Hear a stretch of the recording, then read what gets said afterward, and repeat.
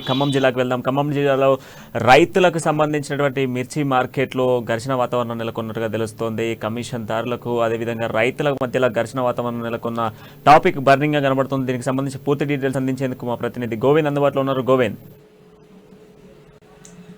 Thank you Pranay. Khammam జిల్లాలో మాత్రం ఈరోజు వ్యవసాయ మార్కెట్లో మాత్రం కొంత ఉద్రిక్త వాతావరణం చోటు చేసుకున్న పరిస్థితి కనిపించవచ్చు. ఎందుకంటే గత కొంతకాలంగా కూడా మార్కెట్లో మాత్రం రైతులు ఆరుగాలం పండించిన రైతులు తరుగుబాటు ధర కోసం మార్కెట్కి వచ్చి రైతులు ఏదైతే పండించిన వాటిని మాత్రం అమ్ముకునేందుకు కూడా వస్తున్న నేపథ్యంలో మాత్రం ఈరోజు మాత్రం కొంచెం రైతులకు ఇటు కమిషన్దారులు మాత్రం తీవ్ర గొడవ జరిగింది. ఈ నేపథ్యంలో అది చినికి గాలగా పెద్ద గొడవ జరిగి కొట్టుకునే దాని పరిస్థితి కూడా నెలకొని చెప్పవచ్చు. ఏదైతే గత కొంతకాలంగా రైతులు మాత్రం పండించిన పంటను గిట్టుబాటు చేసేందుకు కూడా ఖమ్మం మిర్చి మార్కెట్కి వచ్చేలో గత 3 రోజుల నుంచి కూడా 20,000 నుంచి 200 నుంచి కూడా మార్కెట్ ధర పెరిగింది.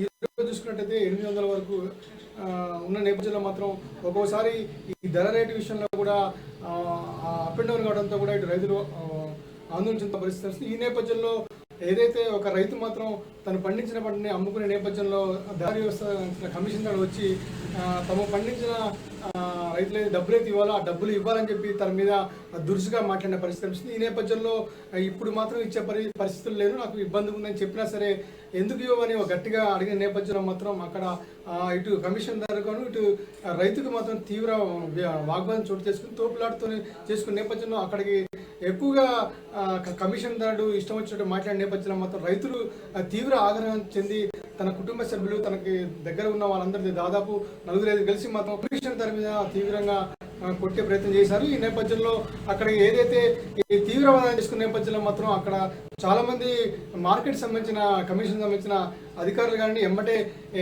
గొడవని అక్కడికి వెళ్ళి చూశారు. ఈ నేపథ్యంలో అక్కడ కూడా వాళ్ళు చెప్పినా సరే వినకపోవడంతో ఎమ్మటే ఉటావుటిన ఖమ్మం 3 టౌన్ పోలీస్ స్టేషన్కి సమాచారం అందించారు.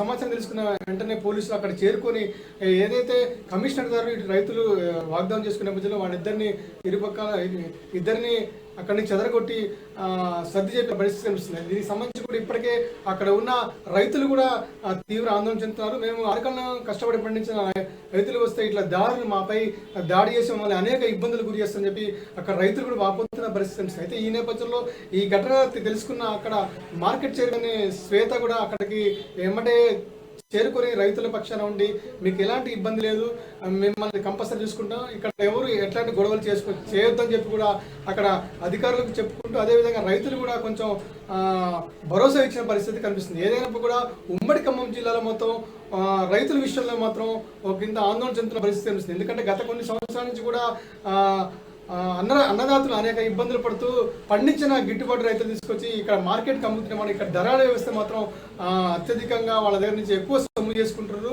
అదేవిధంగా వాళ్ళపై ఎక్కువ ఒత్తిడి చేస్తున్న ఒక ఆందోళన కూడా గత కొన్ని సంవత్సరాలకు ఉంది. ఈ నేపథ్యంలో ఈరోజు మాత్రం ఇలా ఇక్కడ రైతుల మధ్య కమిషనర్ మధ్య ఇలాంటి ఘర్షణ చోటు చేసుకోవడం కూడా కొంచెం ఆందోళన గురి చేసిన పరిస్థితి కనిపించింది. ప్రణయ్, సో ఈ ఇష్యూ అంతా బేస్ చేసుకున్న మార్కెట్ కమిటీకి సంబంధించినటువంటి చైర్మన్తో పాటుగా అక్కడికి పోలీసులు కూడా రంగప్రవేశం చేశారని చెప్తున్నారు.